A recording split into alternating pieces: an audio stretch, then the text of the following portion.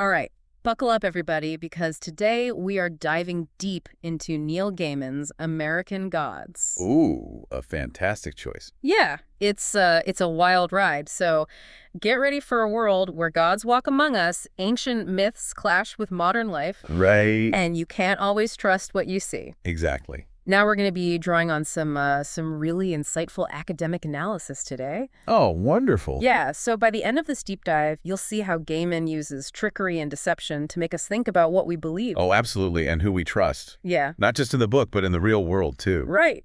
Exactly. It's everywhere you look. It really is, and I think that's one of the things that makes this book so gripping. It's not just a fantasy story. It's like this commentary on the human condition. Oh, for sure. But before we get too deep into existentialism, let's start with the most obvious trickster in the book. Okay. Mr. Wednesday, aka Odin, the Norse Allfather. Right.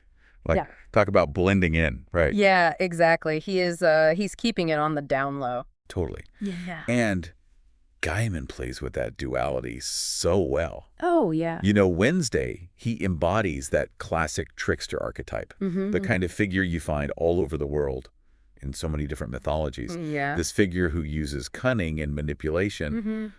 But what makes Wednesday so interesting is that Odin is also traditionally associated with wisdom. Right. So it makes you think, are those two things really that different? Could deception in some situations actually do a kind of wisdom? Okay, yeah, that's an interesting way to look at it. Yeah. I mean, we usually think of tricksters as, manipulative and selfish. Yeah. But maybe there is a deeper purpose behind their actions. Well, and consider this. Wednesday, he's the one who orchestrates this whole war between the old gods and the new gods. But his reasons, they're definitely not, purely selfless. Right. He's really playing on the old gods' desperation. Yeah. Their fear of being forgotten, People stop believing in them. It's classic manipulation. So he's not just stirring up trouble for fun. He's got a bigger plan in mind. Oh, yeah, absolutely. And I think this is where Gaiman starts to say something about belief itself. Okay. Wednesday's not just after power. He's showing how belief can be a weapon. Yeah. He makes the old gods believe that this war is their only hope. Right. Even though it's really all just for his own benefit. Right. It makes you think, It does. how much of what we believe is really our own choice. Wow. Yeah, that's a bit unsettling. Yeah. Are our beliefs truly ours, or are they being shaped by forces that we don't even realize? It's kind of scary to think about. It is. And now, think about how different Wednesday's trickery is. Okay. Compared to the new gods. Yeah. Like Mr. World or Technical Boy. Right. They're a lot more, insidious. Yeah, definitely more unsettling. Than Wednesday. Yeah. Even though he's the one kind of, pulling the strings. Well, it's because they represent this very modern fear, The influence of technology, the media, the way we're constantly bombarded with information. Yeah. That shapes how we see the world. Oh, yeah, totally. Remember that scene where media manipulates shadow? Oh, yeah. Through all those TV screens? Yeah. It's such a powerful image of how media controls the stories we hear. Right. And can twist reality. It's like Gaiman is saying, hey, wake up. You might think you're in control, but these forces are shaping your thoughts. Totally. Without you even realizing it. Yeah, exactly. It makes you want to, throw your phone out the window. Right. I mean, how much control do we really have? Yeah. In a world where information can be so easily manipulated? That's a good question. Okay, I'm starting to see how this book goes way deeper than just a war between gods. Yeah. It's about the power of belief, how it can be twisted, intentionally or unintentionally, in our lives. Exactly. It's happening all around us. It is.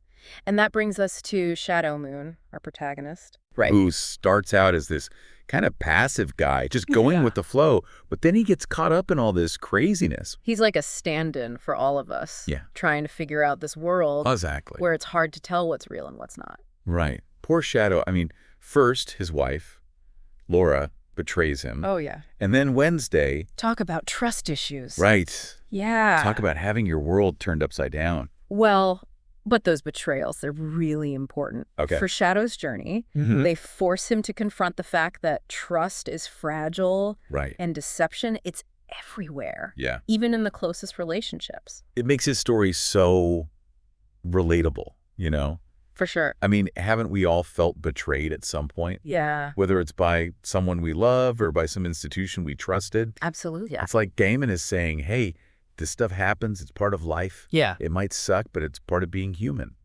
And how Shadow deals with it. That's what makes his character so interesting. Right. He doesn't just give up. Mm-hmm. He starts to learn how the game works. Yeah. He pays attention. He gets smarter. Yeah, to the manipulations happening around him. It's like when he starts practicing those coin tricks. Right. I always thought that was more than just a hobby. Yeah. It was like he was learning how to control what people see. Totally. To manipulate reality in his own way. Exactly. He's learning how deception works. Mm-hmm. He's not just a pawn anymore. Yeah. He's becoming a player. And that raises the question, can mastering deception be a kind of power? Ooh, good question. Yeah. We usually see deception as a bad thing. Yeah. But maybe, sometimes, it's necessary to survive. Especially in a world where everyone's playing angles. Exactly. From gods to humans. Think about Laura Moon. Oh, yeah. She's a whole other story. Even though she's dead. Yeah. She's still trying to manipulate Shadow. From beyond the grave, it's wild. Right. It's like she represents this primal kind of deception. Yeah. Driven by desire. To hold on to something, even if it means twisting reality. Exactly. And that's what makes American Gods so fascinating. Okay. It shows us that deception isn't always simple. Yeah. It's not just good versus evil. Right. It could be messy, complicated, driven by all sorts of reasons. So it's not just about gods and corporations trying to trick us. Yeah. It's about how we all deceive and are deceived, even by those we love. Yeah, exactly. And that's why I think this book resonates with so many people. Mm-hmm. It makes us look at our own lives, our own relationships, and ask ourselves, what role do we play in all of this? Yeah, that's deep. In this whole dance of truth and lies. Okay, so we've got gods messing with each other, gods messing with humans, Right. humans deceiving each other, even after death. It's a lot. It's a lot. And all of this is happening in a world where reality itself seems kind of fluid, Yeah. shaped by belief and perception. Right. That's where things get really interesting. Yeah, that's where things get really meta. And that's where we're going to pick up after the break. So stay tuned. Yeah. Okay, so we were talking about this whole idea of belief actually shaping reality. Yeah, and that's really where American Gods kind of transcends the usual fantasy genre. Right. It gets almost philosophical. Yeah. Because if the gods in this book only exist because people believe in them, Right. then what does that say about our own world, Right. our own belief systems? It's a pretty unsettling thought, right? It is. Like, this book isn't just a fun story. It's making us question how easily we can be tricked, especially when it comes to what we believe. Oh, absolutely. Think about that scene where Shadow goes to the house on the rock. Oh, yeah? It's this crazy collection of, like, Americana, this monument to consumerism and spectacle. Yeah. And it's there that Wednesday reveals his big plan Right. to basically manipulate belief on a massive scale. Yeah, yeah. That scene always gave me the creep. It's like Wednesday's using all the stuff that's so familiar to us, like our love of entertainment, our desire for easy answers, Yeah. to get what he wants. It's not so different from how, politicians or advertisers, even religious leaders, use those same tactics to influence people. Right. So it's not just gods messing with our minds. It's happening all the time. All the time, everywhere. It's kind of overwhelming. It is. It is. But I think Gaiman is also showing us that we can resist. Okay. Just like Shadow starts to see through Wednesday's games, we can learn to be more skeptical. Right. But how do we do that when we're constantly being bombarded with information? Yeah. Conflicting viewpoints, everyone claiming to have the truth. It's a lot. It is. It's a real challenge for sure. But look at how Shadow does it. He becomes more aware. He starts noticing the inconsistencies. Right. How people contradict themselves or try to hide their true motives. Yeah. He's reading between the lines, trusting his gut. So it's about being more aware, not just blindly accepting what we're told. Exactly. Being more discerning about how we process information. Yeah, that makes sense. Okay, so we've talked about the gods, their manipulations, but what about the human characters, the ones who aren't caught up in this cosmic power struggle? Right. Are they any less susceptible to deception? Oh, definitely not. Gaiman shows us that deception, it's just part of the human experience. Right. Gods or no gods. Like Laura Moon, she's dead, but she's still manipulating Shadow, even from beyond the grave. Yeah, it's tragic. It is. But it also shows this, universal need to be in control.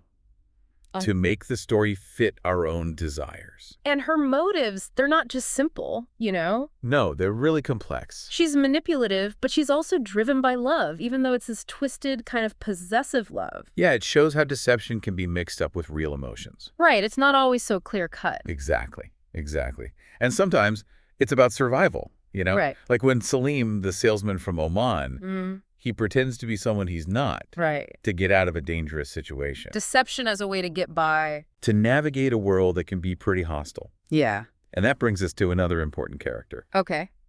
Mr. Nancy, also known as Anansi. Oh, yeah, the West African trickster god. Yeah. And he represents a different kind of deception. Okay. One that's often used to help others. Right, like he's a trickster. Yeah. But he also seems to care about doing the right thing. Mm-hmm. Like he tells stories that expose hypocrisy.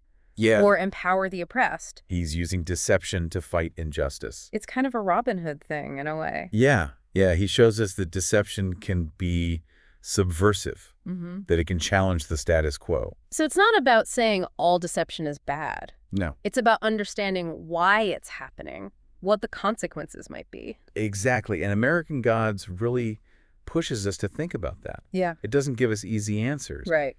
It makes us confront the fact that deception, it can be both destructive and liberating. It's like Gaiman is saying, hey, deception is part of life. Figure out how to deal with it. Yeah.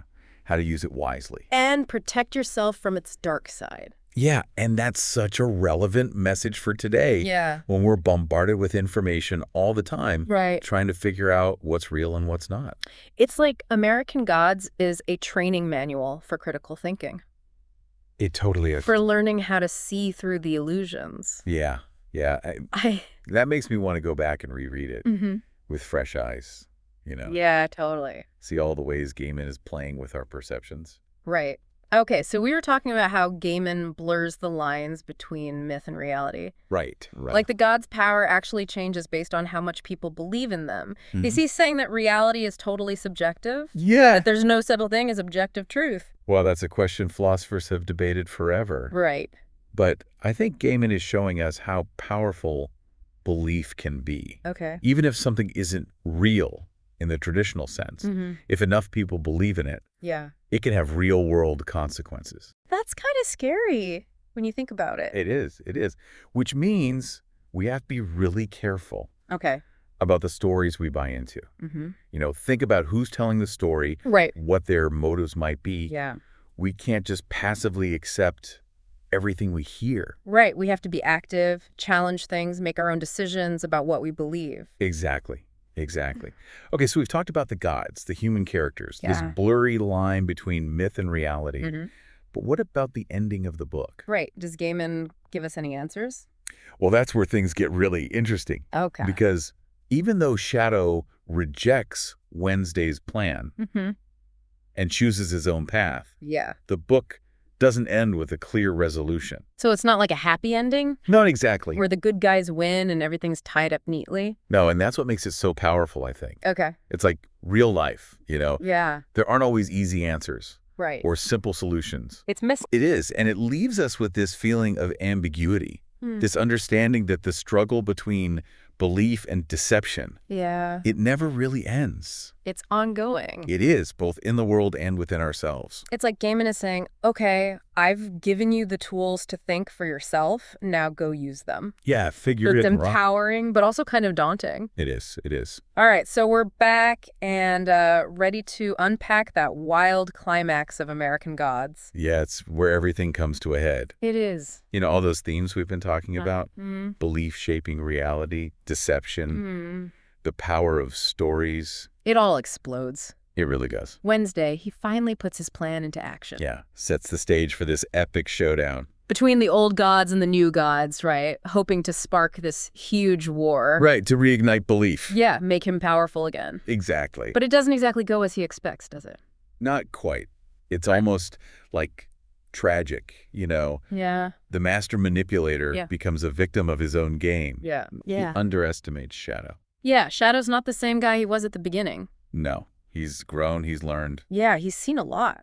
Yeah, exactly. That scene where Shadow confronts Wednesday, Oh, at the vigil. Yeah, it's so powerful. That's pivotal. Shadow finally sees through the lies, Yeah. understands the real cost of this whole conflict, Mm-hmm. and he chooses to walk away from Wednesday's manipulation. Yeah, it's a real turning point, not just for Shadow, but for the whole story. Okay. Because in that moment, he's not just defying Wednesday. Mm-hmm. He's exposing the kind of weakness at the heart of the gods' power. Right. They need belief to survive. Exactly. So when Shadow refuses to play his part, yeah, it disrupts everything Wednesday's been working towards. Yeah, it's like this crack in the foundation. Of this whole system, right? Of this whole belief system, yeah. And that crack, it spreads, right? It makes other people start to question things. Yeah. See the gods in a new light. Suddenly these powerful beings, they seem vulnerable. Dependent on the people who believe in them. It's a reminder that even the biggest lies can be broken. If people start to see the truth. Yeah. But that brings up another question.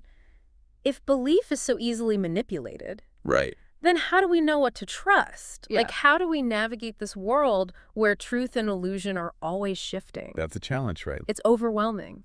It is. Even when we know we should be more discerning. Yeah. Well, I think Gaiman gives us some clues. Okay. First, critical thinking, Right. Question everything. Yeah. Even if it sounds convincing or appealing. So not being cynical. No. But being skeptical. Yeah. Look for evidence. Mm-hmm. Consider different perspectives. And that leads to the second point. Okay. Stories are powerful. Yeah. They shape what we believe. Right. How we act. Mm-hmm. They create our reality. It's like that saying, we are the stories we tell ourselves. Exactly. So we have to be careful. About which stories we choose to believe.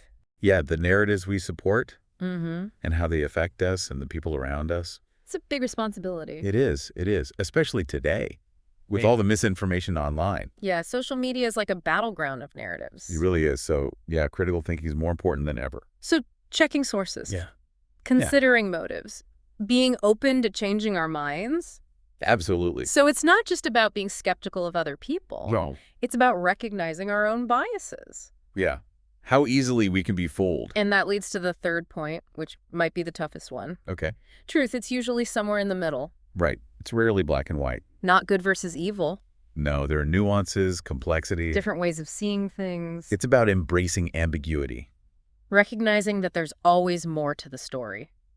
Yeah, and that's a pretty valuable lesson for life in general.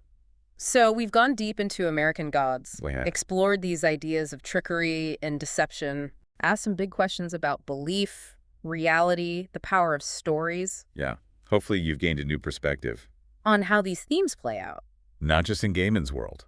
But in our own lives. Exactly. If you haven't read American Gods, I highly recommend it. It's a wild ride. It is. It'll make you think.